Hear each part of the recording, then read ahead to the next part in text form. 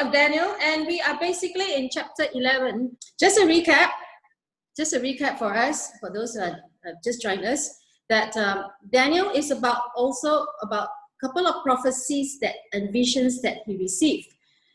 In Daniel chapter 2, there was a vision of King Nebuchadnezzar, but this vision is specifically for King Nebuchadnezzar, and Daniel was the one who interpreted it, and it was the statue with the head of gold and all the other metals, and we've gone through that. Then in Daniel chapter 7, God gives Daniel a vision and expounds a bit more by showing him the 4 beasts. But God does not mention the names of the kingdoms yet. However, comes to Daniel chapter 8, God or the angel starts to name 2 kingdoms. And the kingdoms are basically Medo-Persia and Greece, the ram and the flying goat. Daniel chapter 11 is going to put a magnifying glass on the flying goat. That's why I put the inspector there, because they are going to give more details on what is going to happen in that era with that little horn. And we also ascertain that the little horn in Daniel chapter 7 and the little horn in Daniel chapter 8 are 2 different horns. Today we are going into this guy called Antiochus Epiphanes. Antiochus Epiphanes was the one that is called God Manifest. Epiphanes itself means God Manifest. He gave himself that name. And he is Antiochus, the madman, which is Antiochus Epiphanes. The Jews called him the madman. He wasn't the rightful heir to the throne because the elder brother was, but the elder brother was killed by the finance minister Heliodorus. So as Seleucus IV, the son was still an infant son. So Antiochus IV came and said, never mind, I will be co-regent with my nephew. And what happened? He became the regent after that too. He went and he invaded the king of the south, which was at that time Ptolemy the Sixth. Ptolemy the Sixth is actually his nephew, because Ptolemy the Fifth married Cleopatra, which is Antiochus' sister. All confused? Never mind. Okay. So anyway, he managed to invade the south, and then after that he went back to the north. However, in the south, there is a Ptolemy the Eighth that was actually in Alexandria that snatched back the throne from Ptolemy the Sixth.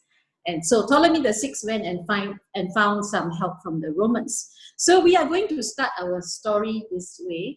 We are going to start verse 28, I believe. Okay, and we have Tim Val describe his pursuits. That means describe the pursuits of the king of the north, who is Antiochus Epiphanes IV.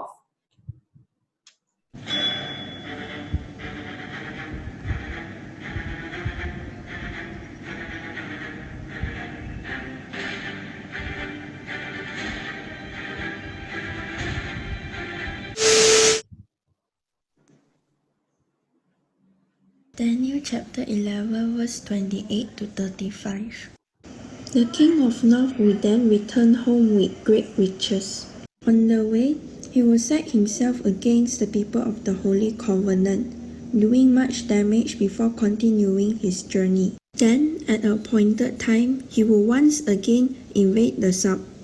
But this time, the result will be different. For warship from the western coastland will scare him off, and he will withdraw and return home.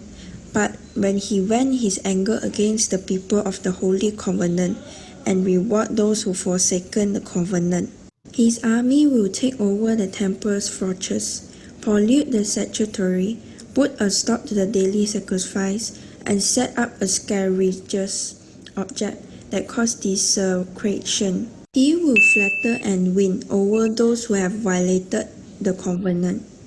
But the people who will know their God will be strong and will resist him.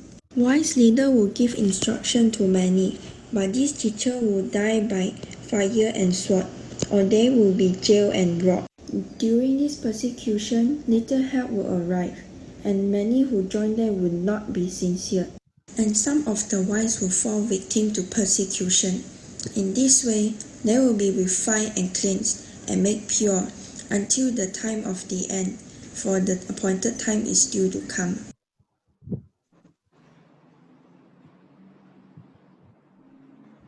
That's the video. So now I'll pass the time to Ben to present the historical part of it.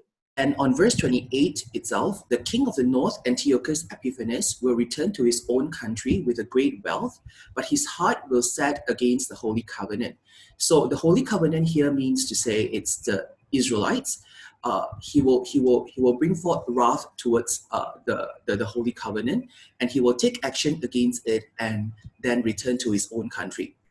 So on verse 28 itself, Antiochus returned from Egypt to the great riches, with great riches, began to manifest his hatred towards the people of Israel and his covetousness in relation to the wealth of the temple. So at the appointed time, he, which refers to Antiochus, will invade the south Ptolemy again, but this time the outcome will be different from what it is before. In another expedition against Egypt, at the time appointed, that this by God, Antiochus managed to capture Ptolemy Philometor, but was finally forced to evacuate Egypt because he failed to take the city of Alexandria. And on verse 30 itself, ship of the western coastland, which refers to the Rome, will oppose him, and he will lose hearts. Then he will turn back and vent his fury against the Holy Covenant again. And in verse 31, it mentions his armed forces will rise up and desecrate the temple fortress and will abolish the daily sacrifice. Then will set up the abomination that causes desolation. That he will profane the worship of the Lord by having idols in the temple, particularly Zeus of the Olympia. It will refrain those daily sacrifices that all the Israelites will perform as well. And on verse 32, it mentions, with flattery, he will corrupt those who have violated the covenant, but the people who know their God will firmly resist him. That will bring us to the Maccabean Revolt. The Jewish people had their leader, and he and 5 people around were rallied the Jewish nation in 164 BCE.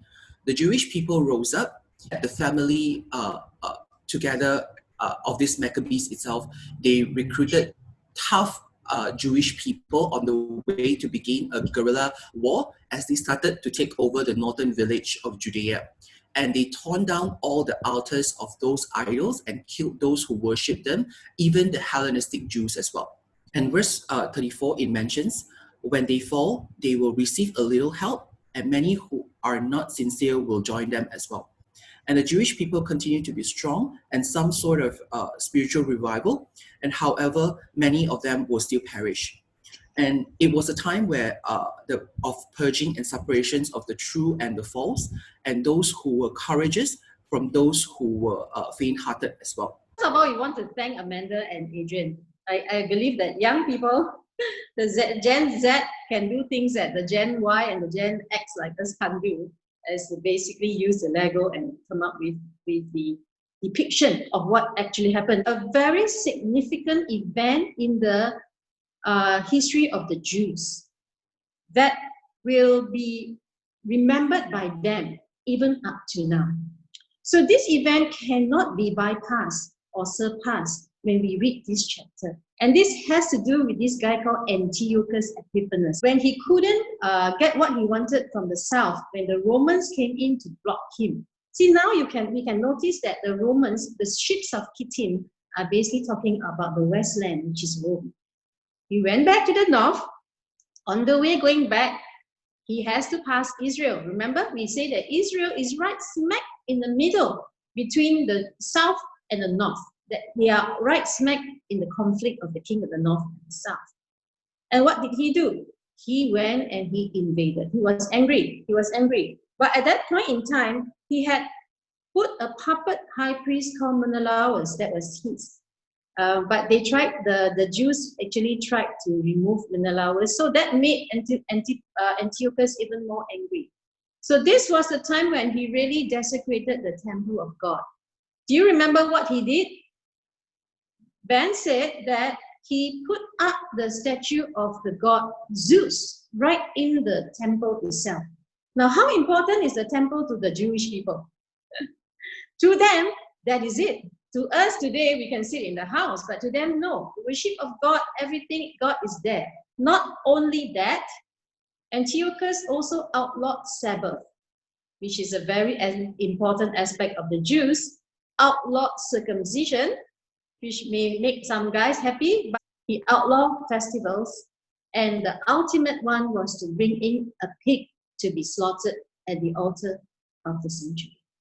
That is something that the Jews because the Torah teaches that way, that the pig is an unclean animal. And not only that, that is why, it called it the abomination. Then the word comes in now is the abomination that causes desolation. Verse 31 is very important. His forces will rise up and profane the fortified sanctuary, stopping the daily sacrifice. That means he refused to do the two time a day sacrifice to allow them to do that. In its place, they will set up the abomination that causes desolation. Have we heard this word before? Abomination that causes desolation. Which chapter? Daniel Which 8 chapter? Yes. Okay. and 9. We have met this word before, abomination that causes desolation. We've also talked a bit about that in chapter 9. You remember chapter 9, the 70 weeks prophecy? They've also come up with this phrase or this term called the abomination of desolation. And this might give, for those who have been studying chapter 9, you see, stopping daily sacrifice and abomination of desolation is together, right? So we might need to relook into Daniel chapter 9, where in the 7th week, the last week, when we say 3.5 weeks, that Jesus stopped the sacrifice. We might have to relook into it, because when we were studying it, there was two opinions. One says that it was Jesus, the other one says that it was a bad guy. This might give us a clue who it was, okay? Abomination, we already studied that in Ezekiel chapter 8. Peter, remember? Ezekiel chapter 8, the guy was transported to Jerusalem to see what was happening in the temple before the whole destruction. That means idol worship in the temple itself. God cannot stand it when worship is desecrated. Okay, God cannot stand it. But this is not all, because the abomination that causes desolation, there's a second word called desolation. What it means by desolation? Destruction. So Antiochus actually killed 80,000 Jews, okay, imprisoned 40,000 Jews, and sold 40,000 to slavery. That was how bad he was. And that was how badly he treated the Jews. So this is an event that the Jews remember. The Jews remember. And this is an event that the angel wanted to tell Daniel. Remember, the angel said, these words are for you and your people. Remember this. It's not, these words are for people living 2,000 years later. Okay? Get the point. Just remember, these words are for you and your people. And this particular event was very significant to Daniel. And when he heard about it, he understood it. He understood it because he knew what was happening. So this actually happened, and it happened like what Ben said. The temple was desecrated. There was no proper temple worship. In fact, there was a lot of politics happening within the Jewish people. So you can understand that even after they went into exile for 70 years, they came out. After a few more years, the leaders become what?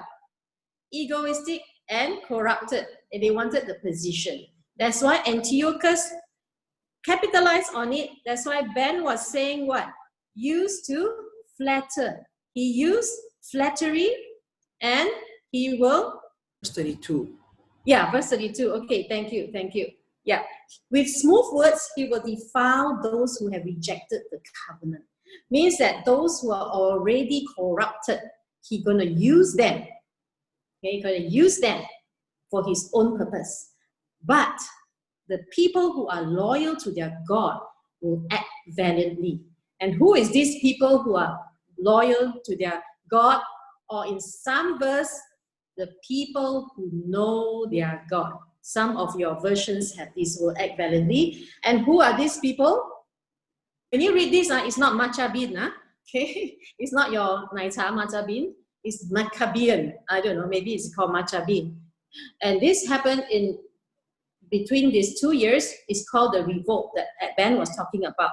It is basically started by this guy called Antiochus. He was a very, very firm Jewish. When Antiochus Epiphanes, the idea of the king is to Hellenize the whole nation. That was what May talked about last week. Is that the idea for Alexander the Great, the idea for Antiochus was to Hellenize all the nations that he conquered. What do you mean by Hellenize? Make them Greeks. Make them adopt the culture, the custom, including idolatry. And one of the practices was to build gymnasiums. Then you say, wow, gymnasiums are good, we can exercise. But during the Greek era, gymnasiums, the guys must go in naked. The Jews didn't want that, but the high priest allowed it. So you can see a corruption in the leadership of the Jews. This group of people, the Maccabees, that they know God. And the Hebrew word there, Pastor has taught already, yada. You know him, not you know about God. You know him by experience. That's the meaning of yada. So here you are, this group of people, a father with 5 sons, they started guerrilla warfare. So between 60,000 Seleucids on the army on one side and 7,000 Jews, with God's help, they overthrew the Seleucids and they chased them out. That was 167 BC. So after that, what happened was they drove them out of Jerusalem, they cleansed the temple, they restored the temple back, okay, they rededicated the temple. That's why, chapter 8 talks about cleansing of the sanctuary. Go back and understand the meaning of the cleansing of the sanctuary. And it was cleansed and was restored and was rededicated. And then that's why today you have this festival called Hanukkah, where they light the menorah. The menorah is a lampstand. Here is the restoration of the festival called Hanukkah. And they celebrate it probably up to now. Is to actually rededicate, or it's called a feast of dedication, to rededicate back the temple to their rightful God. During Jesus' time, did Jesus also celebrate this festival? You go back and you read John 10. Okay? John 10, Jesus was in the temple during the festival. Okay? They call it the Feast of Dedication. This is the one where he will preach about, my sheep hear my voice. John chapter 10. So did Jesus also celebrate? Yeah, because the Jews did.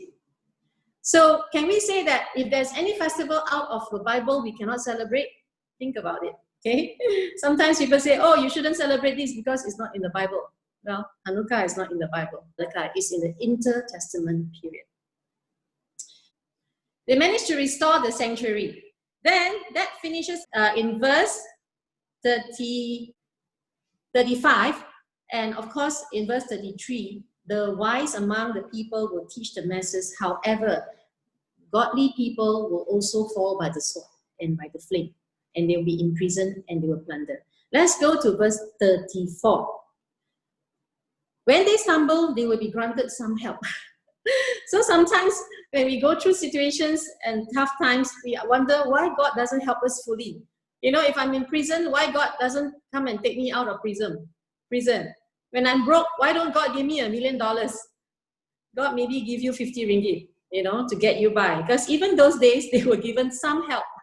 So within the church itself also, within anything that we do, any rally that we do, there will be people that will do it for their own personal reasons. But verse 35 says, even some of the wise will stumble, resulting in their refinement, purification, cleansing, until the time of the end, for it is due for the appointed time. So the verse 35 seems to full stop, okay? Close that chapter. Then 36 happened. So there seems to be a closure there.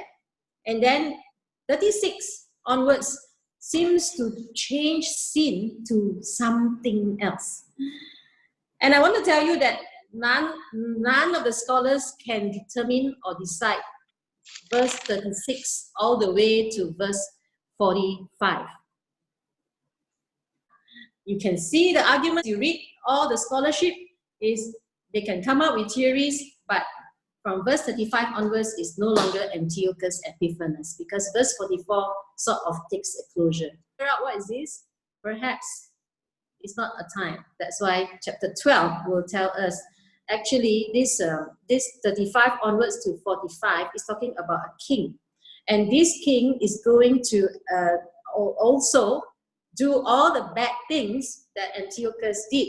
He's going to attack the south, he's going to control the stores, he's going to grab the gold and the silver, and he is going to not even going to worship the gods of his father and the gods of his forefathers, but he will only honor the God of the fortress, means he will only do the war part of it.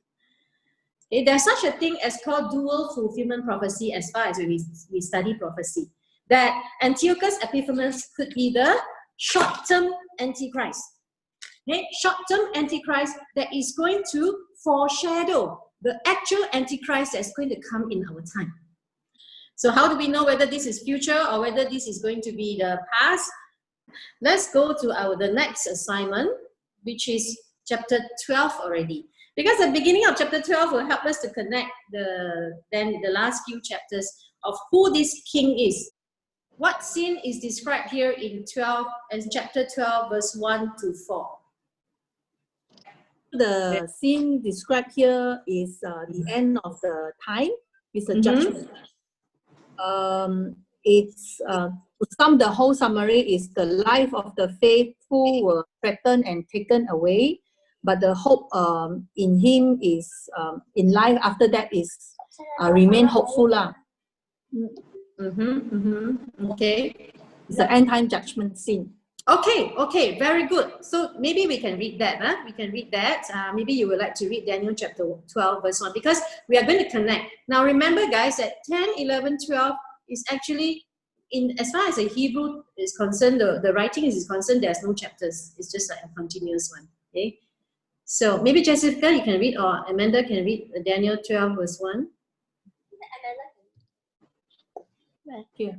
At that time, Michael, the archangel who stands guard over your nation, will be arrived, and there will be a time of anguishing greater than any since nation came first into existence. Okay. But at that time, every one of your people whose name is written in the book will be rescued. Many of those whose body lay dead and buried will rise up, some to everlasting life, and some to shame and everlasting disgrace. Okay. Those who are wise will shine as bright as the sky, and those who lead to many righteousness will shine like the stars forever. But you, Daniel, keep this prophecy a secret. Seal up the book until the end of the time of the end, where many will rush here and there, and knowledge will increase. Okay, thank you. So it does, like what Jessica said, it does look like the end time event, an end time event scene. So if I connect it to 11, the last 10 verses of 11, it would seem that 10 verses would be related to end time and not so much to the era of the 2nd century. That this is a time when Michael, the great prince who watches over your people, will arise. Who is Michael? archangel. Angel. Okay. Angel. Jesus. Okay. Gugan says Jesus, or Alinda says Jesus. Like that. Yes. There are some people believe that Michael is Jesus himself. Okay, but he is definitely the archangel that we met. Which chapter? We met in chapter 10, who was helping out the other angel to fight with the prince of Persia and the prince of Greece, the spiritual prince. Then there will be a time of distress unlike any other from the nation's beginning. It does seem to be the end time event. Because why? But at that time, your own people all those whose names are found written in the book will escape. Meaning that those who know God, those who have a relationship with God, I'm not saying that those who keep the Sabbath holy and are vegetarians, okay, those whose names are found written in the book will escape. Then what happens? Many of those who sleep in the dusty ground will awake. This is the resurrection. Some to everlasting life and others to shame and everlasting abhorrence. But verse 3 gives us a bit of hope. But the wise will shine like the brightness of the heavenly expanse, and those bringing many to righteousness will be like the stars forever and ever. Meaning what? Those of us who go out and reach out and bring our brothers, our sisters, our moms and dads into the faith, we will be shining like stars forever and ever. May you will be shining like stars forever and ever. Well, you will be doing that as well. I will be doing that as well. And of course, Pastor will get the biggest star. Now let's quickly go to the end, because I've been given the signal already. I might as well finish the end. I will come back to this. To Tin May, short one, Tin May. Sorry, I always have to hurry you. How does the book of Daniel end? There is this man that was standing on one side of the river asking a man that was dressed in linen on the river. He asked, how long will it be until these shocking events are over? And on verse 7 it says, the man dressed in linen who was standing above the river raised both his hands towards heaven and took a solemn oath by the one who lived forever. And he said, it will go on for a time, times and half a time. When the shattering of the holy people has finally come to an end, all these things will have happened. The Most High and oppress the holy people of the Most High, changing their sacred festivals and laws and placing them under its control for a time, times, and half a time. Now, this will account to 1,260 days, which in prophetic years will be a literal 1,260 years. History shows of this prophecy fulfilled during the Dark Ages by the persecutions of holy people by the Roman government. Then, go now, Daniel, for what I have said is kept secret and sealed under the time of the end. So perhaps Jesus deemed it was not Daniel's time to learn of matters pertaining to the end of to the time of the end, as it will get revealed and unsealed thereafter the period of the time, times, and half a time, in which case we'd be referring to the literal 1,260 years. So it was obvious that people like us living in end times will understand it, because we are living in the times where we yearn and seek to increase our knowledge to understand God's prophecy. So for Daniel to know, at his time was surely unnecessary, because he lived in an era way too early before the fulfillment. And besides, he may not have understood it either if revealed then. Can I continue? Yeah, you need to sum up. Okay, the rest of the verses, many will be purified, cleansed, and refined by these trials, but the wicked will continue in their wickedness, and none of them will continue. Only those who are wise will know what it means. So I gather that everyone is promised salvation. It is made available by His grace, but only a certain many will choose the narrow gate. So God says only the wise will know what it means. I just want to leave you with the fact that you need to ascertain when the abomination of desolation is going to occur, because the abomination of desolation may be in different stages. Okay, so what you are doing is basically doing the historicist method, is basically affirming that the 538 and all the way to 1798. So that's 1,260 years.